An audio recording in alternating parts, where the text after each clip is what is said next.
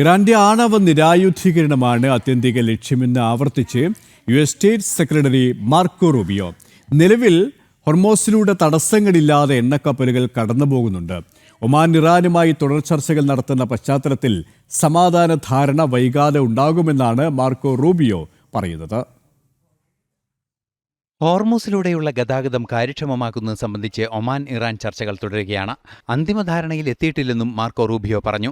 വൈകാതെ ധാരണയിലെത്താനാകുമെന്ന് പ്രതീക്ഷിക്കുന്നതായും അദ്ദേഹം വ്യക്തമാക്കി. ഹോർമൂസിൽ നിലവിൽ തടസ്സങ്ങളില്ലെന്നും എണ്ണക്കപ്പലുകൾ കടന്നുപോകുന്നുണ്ടെന്നും മാർക്കോ റൂബിയോ അറിയിച്ചു. ഇറാന്റെ ആണവ നിരായുധീകരണം സാധ്യമാക്കുകയാണ് ആത്യന്തിക ലക്ഷ്യമെന്നും US സ്റ്റേറ്റ് സെക്രട്ടറി അറിയിച്ചു. Well, I think there's two things to talk about when there's a deal. There's the big deal, which is the one that has to do with their nuclear ambitions. They can never have a nuclear weapon. The president's been clear about that. So the denuclearization of Iran is the ultimate deal.